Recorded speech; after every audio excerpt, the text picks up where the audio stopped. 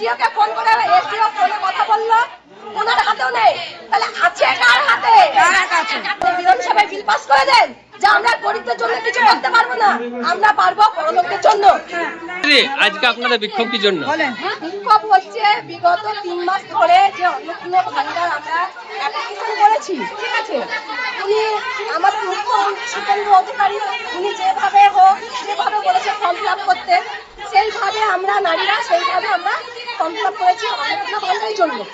তাহলে সে 3 মাসের মধ্যে প্রথমবারে টাকা পেয়েছে, দ্বিতীয়বারে পাইনি, তৃতীয়বারে হয়তো পাইনি, একবার আমরা পাইনি, কেউ তো প্রথমবারে পাইনি, দ্বিতীয়বারে পেয়েছে, এই লাস্ট বার যেটা মানে আগস্ট মাসে পাইনি, কেউ আবার তিনবারে পাইনি। তাহলে উনি যে সবারই কথা তুলে ধরছে, উনি যে ভেরিফিকেশনটা করছে, উনি এই যে কিছুক্ষণ আগে কোন অফিসার এসেছিল জানি না, অথচ আমাদের থানার ওসি এসেছিল মনে হয়, যত সম্ভব কোন অফিসার আসলো, ঠান্ডা এসি হাওয়াতে একটু চুপ করে গেল, ভালো কথা বলে গেল, ওরা মনে প্ল্যান এটাই করলো যে যা দেখে বাদ দেওয়া হয়েছে উপযুক্ত গুলাকেই বাদ দেওয়া হয়েছে।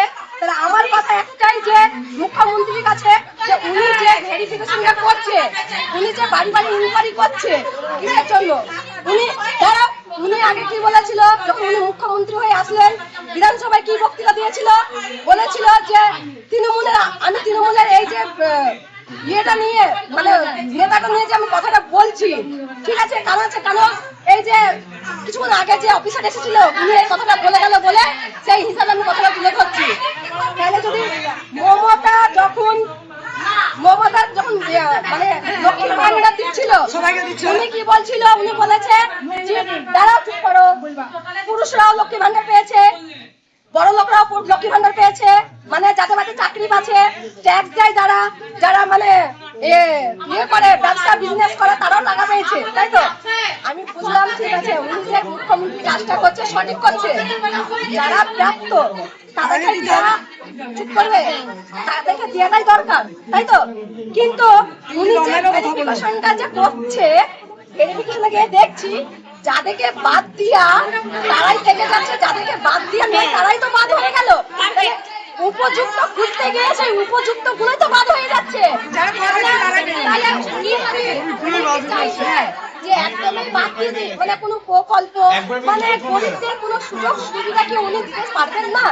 উনি যদি নাই পারে তাহলে বিধানসভায় বিল পাস করে দেন যে আমরা গরিবদের জন্য কিছু করতে পারবো না, আমরা পারবো বড়লোকদের জন্য, বড়লোকদের জন্য, উনার যে বিজেপি পার্টি করবে তার জন্য।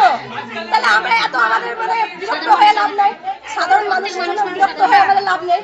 তাহলে এই যে কিছুক্ষণ আগে স্যার বলে গেল যে তৃণমূল মমতা ব্যানার্জি এর আগে 6 মাস বন্ধ রেখেছিল, আমি উনার কথাই ধরে নিলাম যে বন্ধ করেছিল, আমি ধরে নিলাম উনার কথায় 6 মাস বন্ধ হলো, কোন নারী বলতে পারবে যে উনার কোন প্রকল্প আপনার পাননি?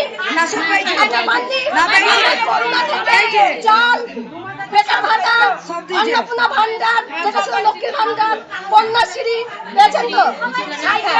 আমরা চাইছি যে রিসেন্ট আমাদের শুভেন্দু অধিকারী মুখ্যমন্ত্রী যেহেতু 3 মাস হলো উনার চেয়ারে আসা, উনাকে আমাদের সময় দেওয়া দরকার।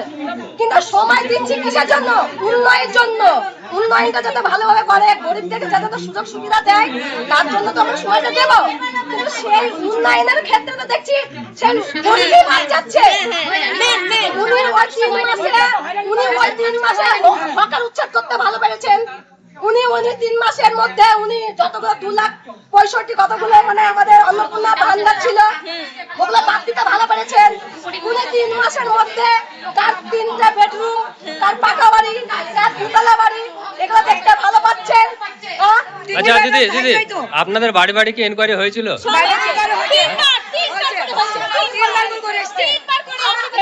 একজন বলুক, একজন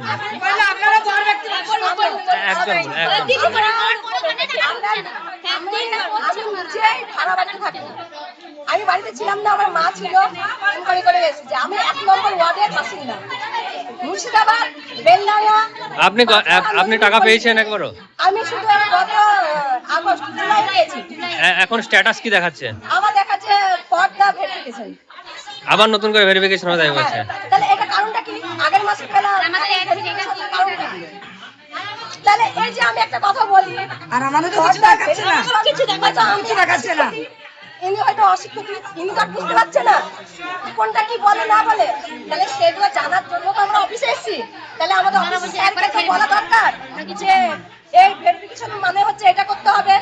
উনার ক্লেম অবজেক্ট ক্লেম মানে হচ্ছে অন্য কোনো আসছি বুঝে আপনার টাকা ঢুকে দেবে, টাকা তো আমাদেরকে ফেলে মাসে মাসে আসছে এখানটায়। কিন্তু আমাদেরকে ফেলে মেরে দিচ্ছে যে আমার হাতে নেই।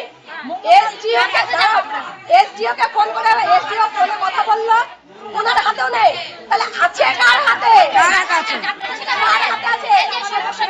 তাহলে আপনারা আজকে কি করবেন? আজকে আমরা সলিউশনটা আছে, সমস্যার সমাধানটা কি করে হবে? কোন রাস্তায় গেলে সমাধান হবে? বলি দেখ, আমাদের টাকা বাইরে দিতে হবে, সবাইকে পয়সা বলে দিতে হবে। সেটা কি বলি? আমরা আমাদের করতে হবে। আমাদের সমস্যা হ্যাঁ। সমাধান হবে।